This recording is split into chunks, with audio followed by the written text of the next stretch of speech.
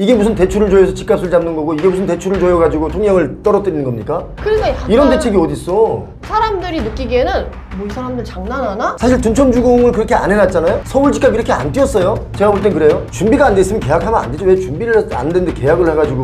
분위기가 당장 안 사면 매물 없어진다고 부동산에서는. 그래도 준비가 됐을 때 하는 거죠. 그러니까 그런 분들이 자꾸 달려들다 보니까 집값은 더 뛰는 거 아니에요. 그러니까 좀 냉정해질 필요가 있는데.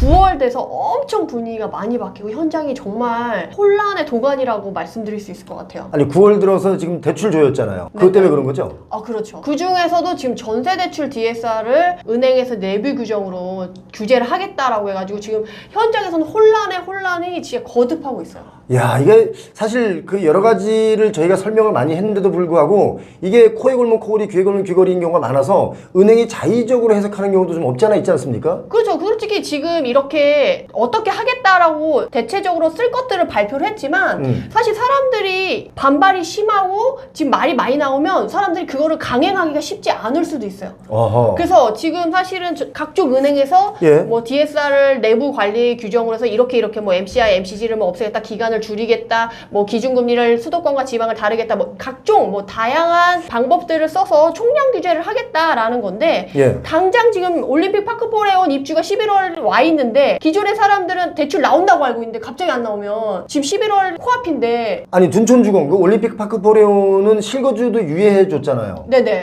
그래서 뭐 분양이 완판되고 뭐 지금 피가 뭐 10억이 붙었다 그러는데 네, 거기가 그렇죠. 잔금 대출이 안 된다고요? 아니요, 잔금이 된다는 거죠. 근데 문제는 뭐냐라고 하면 예. 내가 실거주하기는 돈이 부족해. 실거주하면서 잔금을 치르기는 돈이 부족한 사람들이 있어요. 예. 그럼 분양가 상한제 3년을 유예해줬기 때문에 전세로 넣어서 맞춘 다음에 그 잔액만 넣고 이제 버티려고 하는 사람도 있었는데. 그게 뭐냐면 전세 대출 전세 끼고 집을 산 거잖아요. 예를 들면. 그쵸. 전세를 먼저 끼고 잔금을 치르는 거니까 결국에는 흔히 말하는 갭 투자의 형태가 돼버릴 수 있는 거죠. 갭 투자 분양이죠.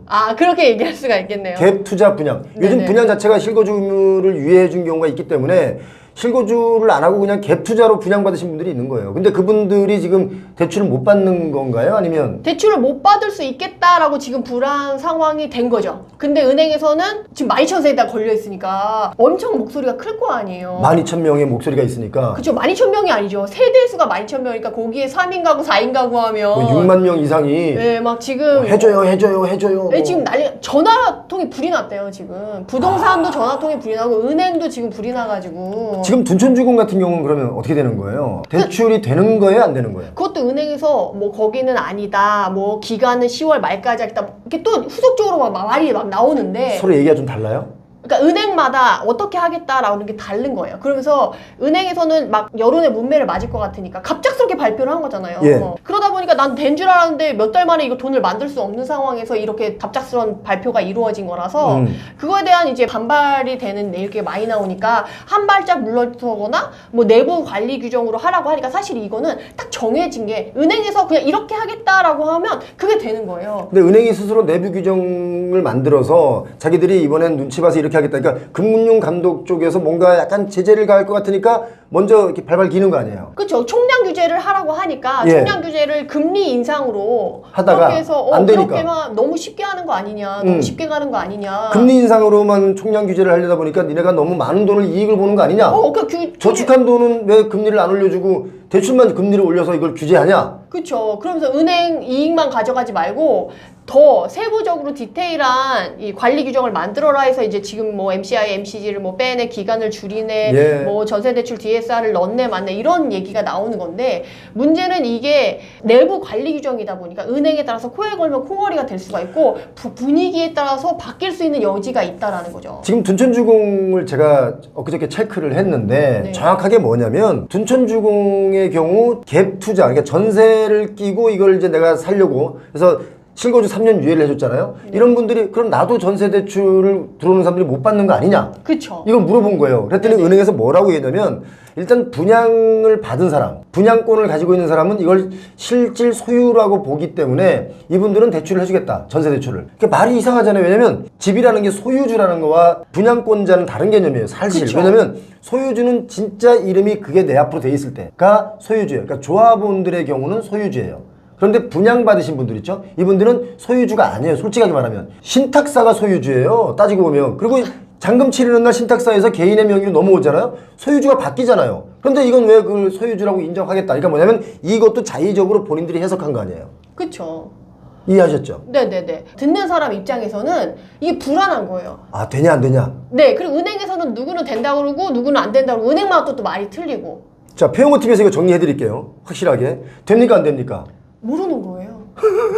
저는 솔직하게 말씀드리는 게 무슨 정책이 이러냐.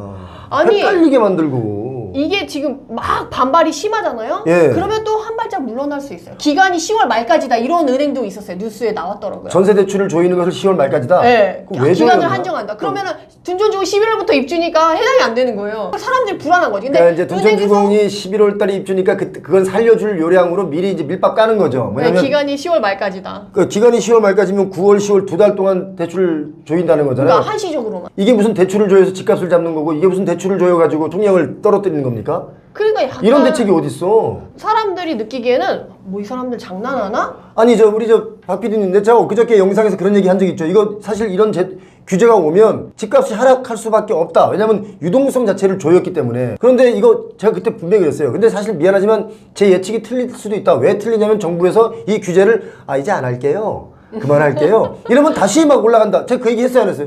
했죠. 지금 그거 지금 바로 얘기가 나오네. 어떻게 그 얘기 규제하자마자 한 2, 3일 만에 또 나오냐, 그 얘기. 근데 이게 이 정부가 이걸 할게 말게 이거 할 필요도 없는 상황인 거예요. 은행이 내부적으로 자기들끼리 하겠다 말겠다로 하는 거라서 언제든지 말을 바꿀 수 있는 상황일 수 있는 거예요. 이렇게 발표를 했다가 이렇게는 안 될 것 같아서 이렇게 세부적인 조건을 우리는 이렇게 하기로 했다. 기간을 줄이기로 했다. 뭐 이거는 붙이기 나름인 거예요. 아니 얼마 전에 그 이복현 금감원장도 뭐 또 누가 막 따지니까 죄송하다고 면밀히 살펴보겠다. 또 약간 한 발 뒤로 물러나는 그런 스탠스를 취하고 그러니까 사실 시장에서는요 이런 규제 대책이 나오잖아요. 안 믿어요. 제가 여러 번 저희 채널에서 얘기했어요. 이게 부동산 정책이라는 게 어느 정도 일관성 있게 좀 가야 그 정책이 먹히는데 뭐 이랬다가 저랬다가 왔다 갔다 무슨 저 싸이가 무슨 저는 국토부 장관인 줄 알았어 진짜. 제가 그 얘기 여러 번 했거든요. 아니 국토부 장관이 싸이예요? 금융당국이 무슨 싸이예요? 왔다 갔다. 그러니까 이제 사람들은 안 믿는 거야. 그런데 지금 9월달 들어서 스트레스 DSR부터 뭐 전세 대출까지 조인다. 아니면 이것마저도 안 먹히면 결국은 LTV까지 조이겠다. 이렇게 말은 하거든요.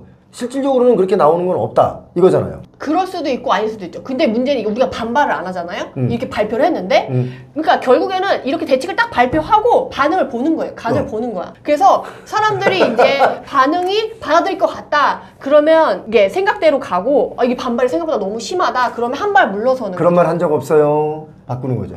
그러니까 발표를 정말 전 너무 놀랐던 게 23년 1월에 정부가 국토부에서 발표문으로 이렇게 하겠다 발표를 했어. 근데 한 개도 안 나왔어요. 실제로 진행이 안 됐어요. 그리고 7월 세제 개편안에 아무것도 안 담기고 끝나고 지금은 다시 규제를 한다고 하잖아요. 그러니까 이게 사실 부동산 가격이 뛰는 것을 잡을 마음 자체가 없는 것이고 이게 저는 그렇게 생각해요. 그러니까 어떤 정책이든 간에 사실은 그 정책을 믿고 국민들이 따라가려면 이게 일관성이 좀 있어야 돼요. 그리고 어느 큰 변화에 의해서 한시적으로 좀 뭔가 그 규제를 좀 풀어준다거나 이런 게 있어야 되는데 그게 아니라 그냥 이랬다가 저랬다가 사실 둔촌주공도 이거 미분양 났던 거 지금 살려주고 난 뒤부터 피가 10억 붙고 그 지역 인근의 아파트 값이 다 뛰었어요. 사실 둔촌주공을 그렇게 안 해놨잖아요. 서울 집값 이렇게 안 뛰었어요. 제가 볼 땐 그래요. 그렇죠. 서울시장이 그때 너무 팍 떨어지니까 이제 쿠션을 대준 건데 이제 그 쿠션의 역할이 좀 컸던 거죠. 이렇게. 그렇죠. 튀는 형식으로.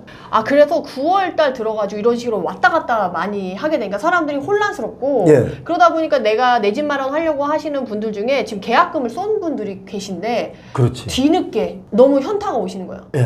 계약서를 쓰고 나니까 비로소 보이는 것들이 있고 이런 대출 규제가 확 몸에 와닿으면서 계약금을 포기해야 되냐 고민이 된다라고 하면서 상담을 요청하시는 분들이 좀 많이 늘었어요. 그러니까 계약금이 사실 서울 아파트 가격 같은 경우는 막 요즘 급등 또 하는 바람에 이게 뭐 계약금이 1,000만 원, 2,000만 원이 아니잖아요. 몇 천만 원 하죠. 그러니까 그 계약금마저도 포기하면서 이 계약을 해야 되냐 말아야 되냐 이 고민이 늘어났다는 거잖아요. 왜냐면 10억짜리, 20억짜리를 내 집 마련하신 거니까 서울에 사시는 분들은 몇 천만 원이 중요한 게 아니라는 거죠.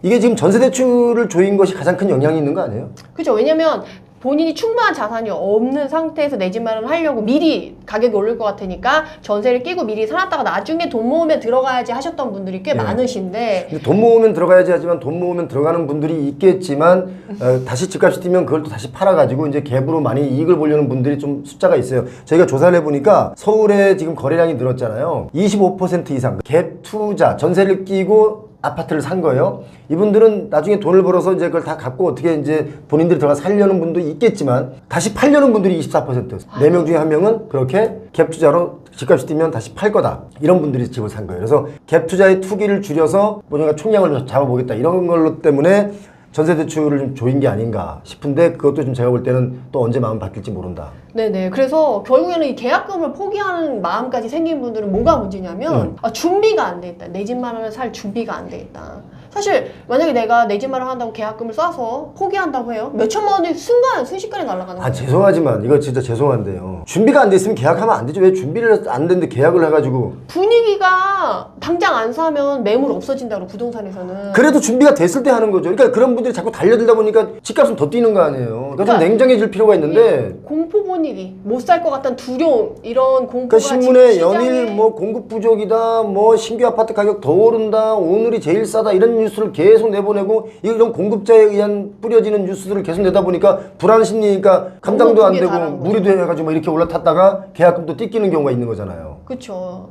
이게 계약하기 전과 후가 보이는 게 다르고 느끼는 게 달라요. 계약하기 전에 못 살 것 같은 두려움과 공포가 있어요.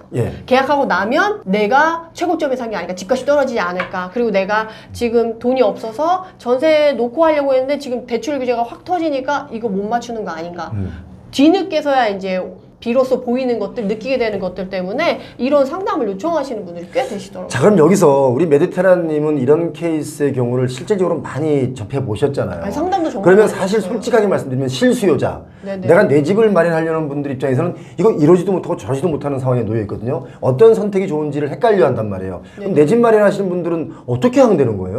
그러니까 내 집 마련할 때 지금 시장 상황에 따라서 빨리 급하게 사고 팔고 이게 아니고 미리 준비를 해 놔야 되는 거죠. 어떤 준비를 해야 되냐?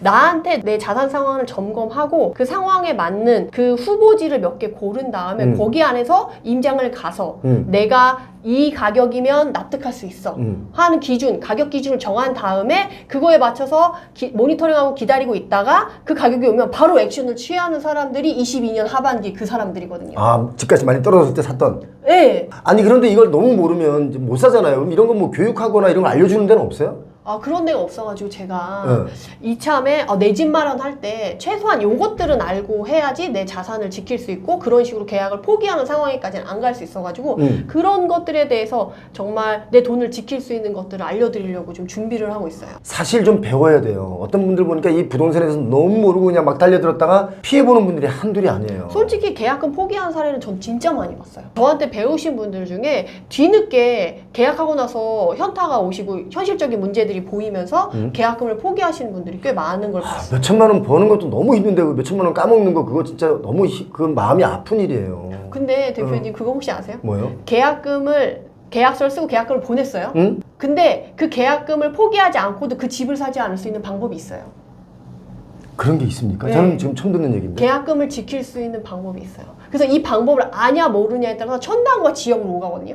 한순간에 이게 몇 천만 원이 날아갈 수 있냐 아니면 지킬 수 있냐거든요. 근데 이 방법을 아는 사람은 돈을 지키고 모르는 사람은 못 지켜요. 제가 지금 그게 방법이 뭐냐라고 물어보고 싶은데 네네. 우리 메디테라님의 아주 그 뭐랄까 히든 노하우죠. 히든 현장에서만 알고 있는, 현장에서만 배울 수 있는 노하우죠. 그래서 제가 감히 그 히든을 알려달라는 말을 못 하겠어요. 가서 배우면 돼요, 아무튼? 아, 네. 오시면 언제든지 제가 재미있게. 내 집 마련은 꼭 해야 된다라고 생각하는 사람이에요. 그런데 너무 거품이 있고 막 너무 미쳐서 막 올라가는 이때 뭔가 잘못 사면 대출의 양이 늘어나잖아요. 전 그거를 싫어하는 사람이에요. 그러니까 내 집 마련을 하지 마라, 집 사지 마라가 아니라 내 집을 사는데 좀 나름대로 부담되지 않는 선의 그 가격에서 가장 대출을 적게 받는 방법대로 집을 사야 된다. 그건 제 지론이거든요.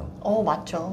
그런데 9월달 들어서 이렇게 뭔가 분위기가 확 변했는데 이게 앞으로 어떻게 될 것인가는 정말 좀 더 지켜봐야 되겠지만 일단 추석 좀 지나보면 뭔가 답이 나오거든요. 네네. 왜냐면 규제를 일관성 있게 갈 거냐 말 거냐도 나올 거고 앞으로 나타나는 사례가 지금 하반기에 큰 영향을 미칠 거기 때문에 여러분들이 지금 막 추격 매수하는 거는 옳지 않고 리스크가 상당히 클 수 있거든요. 그래서 내 집 마련에 대한 공부를 좀 먼저 하시고 여러분들이 신중하게 결정하셨으면 좋겠습니다.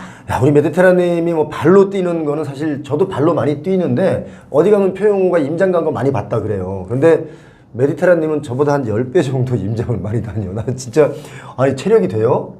제가 정말 빨리 걷거든요. 일반 남자분들보다 걷는 속도가 빨라서 임장 같이 가시는 분들이 헉대면서 쫓아와요. 남편분 지난번에 얘기 들으니까 그래서 같이 안 다닌다고 그러던데. 아, 그분은 차로 가요. 그래서. 자, 메디테라님 오늘 좋은 정보 주셔서 고맙고 지금 뭔가 혼돈의 부동산 시장입니다. 이럴 때 여러분 잘 판단하셔야 됩니다. 표용호TV 오늘도 끝까지 영상 시청하신 분들 부자 되시기 바랍니다. 고맙습니다. 감사합니다.